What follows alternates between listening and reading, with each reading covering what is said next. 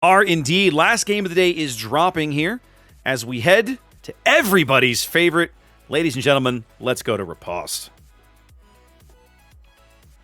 Riposte. Riposte. You got to roll your R's like a proper, what is that? Is that Italian or French? Who does that? Both, I think? I don't know. So I took some Spanish, yeah. Okay, there you go. All right, well, green team from the north gone very destroyer heavy this time, have my boys in TREKT. They have traditionally been fielding 3 destroyers all day, now going for a 4 destroyer lineup here as we head to Riposte, backed up by Incomparable, Des Moines, and Napoli. And out on the front line, Marceau, Haberovsk, Grozovoy, and Ragnar. We have not run a Haba today. That is a new one. That is an interesting pick for sure. And we've got our Vermont. We are big fans of Vermont.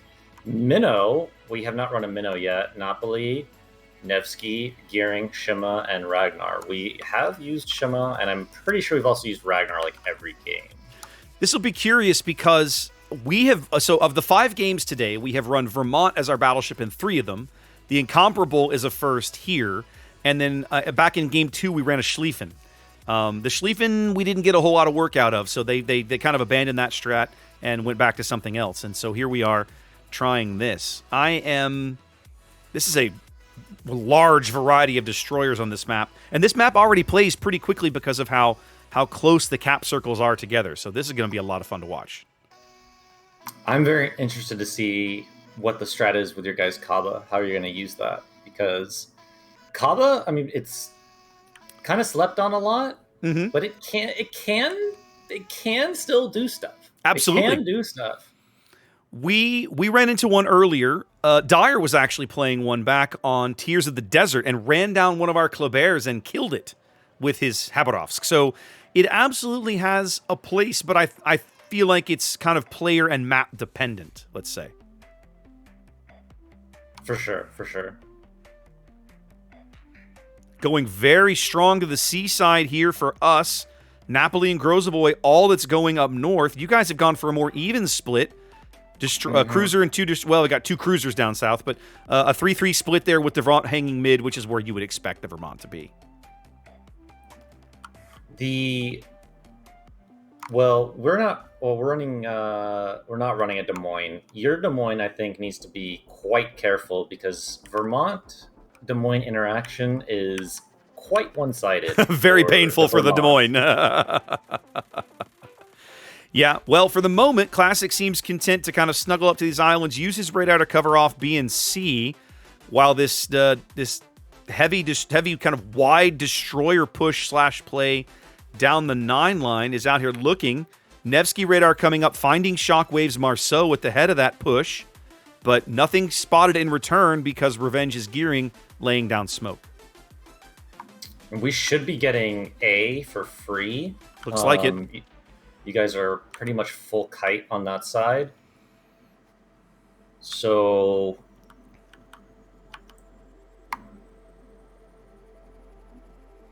Shockwave still spotted by the Nevsky radar that's about to expire. 4 or 5 more seconds here. He takes a pot shot at the Haba, doesn't come up with anything. 1 more shot at the Marceau, nothing doing. Tough to hit a Marceau running at that range. Oh, yeah, at that range for sure. But it does tell them that there's at least 2 ships down there. And actually, they even got a glimpse of the Napoli as he ducked in. Did the Napoli eat a torp? I think maybe. He must have. Yeah, Pagan, she's trying to get flipped around now in her smoke.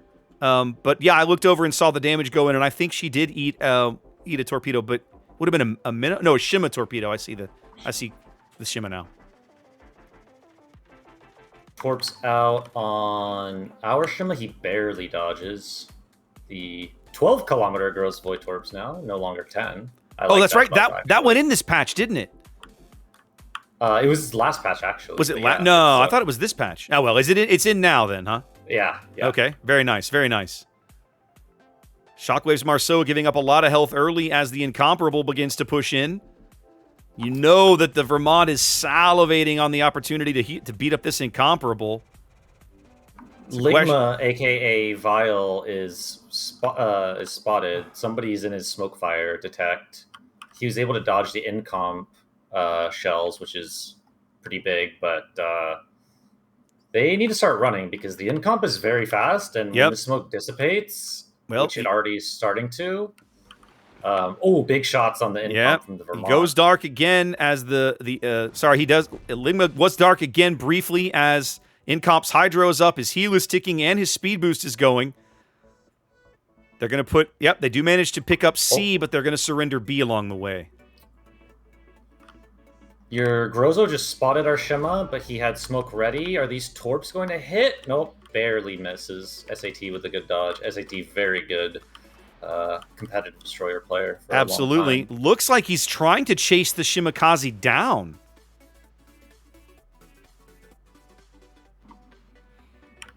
I think he's incomparable now and trying to get it to A. CPR giving up a ton of health here. Yeah. He's still 40 seconds away from another heal. Does put out the double fire, slowing down the push here. Down about 10K. Nope. I said he was slowing down, but now he's firing again. They're going to be focusing the crap out of him. Seems like he's just going full send here. Probably with only seconds to live, the amount of shells that are going to fall on him. Will he get the super heal off in time? It's not really looking 10 seconds. I don't think it's going to happen, and it doesn't. He does get a shot off, though. He does get a shot off, but it just doesn't feel that impactful. No, he wasn't nearly as impactful as he needed to be, and now down a battleship. That is going to be rough, kids. That's the tough thing about incomp. It can do a lot of things, but you need to be very careful with it because of how fragile it is under focus fire like that. SAT getting focused here under Addy's radar up north of A. He tried to sneak in and steal the cap, but it didn't happen.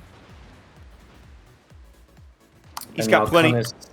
He's got plenty of heals. Rotating back, so yep. He wasn't able to get A, which is unfortunate because now with the Ragnar back, it's going to be really hard for him to retouch that. Oh, and Shockwave goes down. Yep, there goes the Marceau, who's been kind of living dangerously this whole time. If I'm honest, he took a lot of damage early. Now the Kaba is the focus. He's not really taking much damage. No, he's going to take. Yeah, that's a good hit from the Nevsky there, I think. Here comes the Napoli salvo. Yeah, he's taking plenty of damage now. It looks like your Des Moines is reversing to reposition to try to get his guns trying to get back into B here. Priest is taking another Shimakaze torpedo. Right on the bow, SAT score smoking up here. They've kind of chased him out of the cap here as Silver's Ragnar gets into the cap, but I think we're going to lose the Habarovsk as well.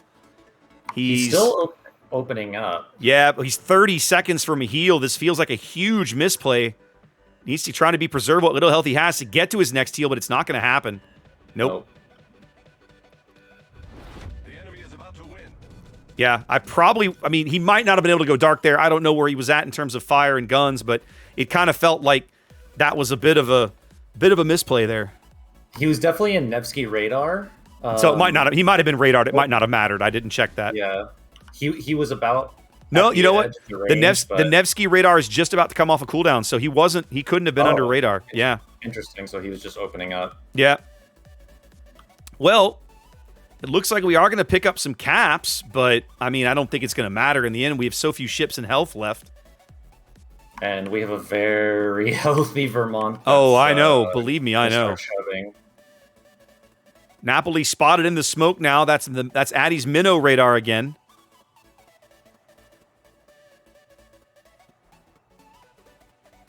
Pagan doing what she can, but it's just not going to work out, I think. The big C play just didn't work, didn't materialize. Now the Des Moines is coming in to pitch in with his AP to try and help Priestess out here on Addy. But he takes a big hit from the Vermont, making for that play. In fact, here comes the rest of the salvo. Woo! No, that was all. Oh, that's the Nevsky. Nevsky. Oh, here's Yeah, the Vermont salvo. Yeah, he's gone. Yeah, that's yep. How crazy is it that Vermont is like super meta now? Well, for starters, I mean, it makes sense, obviously, but well, I like that Vermont is now relevant, right? She, you know, Yeah. I'm not a huge, as much as I'm not a huge fan of the line. I will never complain about more ships becoming relevant in the game, because the more ships you have that are effective at doing whatever it is you want them to do, the more interesting the game is to play. Period. Yeah, Pagan's being pushed backwards into torpedoes. Shimakaze Torp's coming in for her starboard side here. So even if the shells or the fires don't kill her, the torpedoes probably will. yeah, they will. Which is going to get there first? The Ragnar Right. shells. This is going to be our first basically train wreck loss of the day. The other losses we've had have all been like really close games. This one really is not. It's hard when you commit so many ships to Yeah. a flank like that. That has to and work. Like, if you commit that has way, to, it yeah. has to work. And if it doesn't, well, I mean, you're in trouble. Dubag Addy's Grozavoy here at the end. SAT score. Picking up a kill.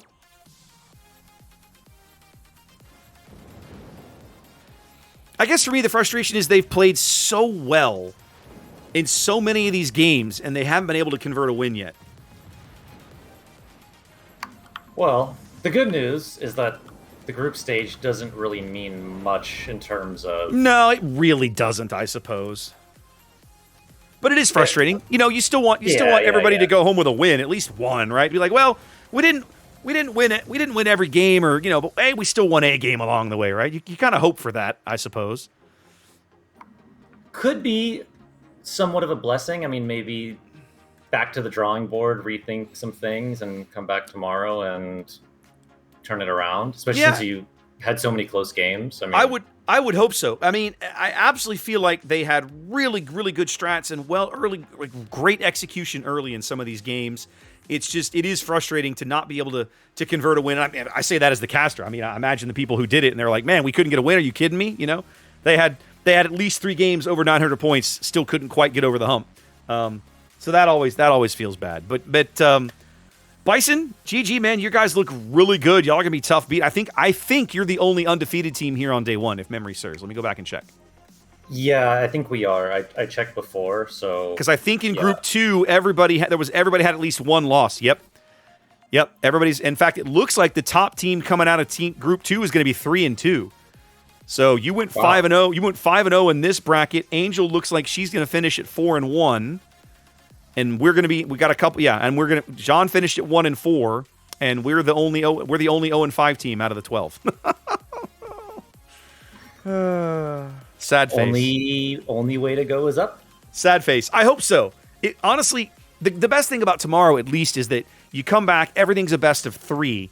So now you've at least got 2 shots at whoever you play, right? So whoever we get matched up against in that first seeded spot, you're going to at least see them twice, right? So you're going to have, it's as opposed to when you're only playing one and done games, you're only seeing that team in that one instant, that one moment. It becomes a little more difficult, a little more challenging to maybe adapt or kind of figure out what they're doing and how they're executing. When you've got 2 games to see somebody, maybe we'll have a little better luck. I don't know.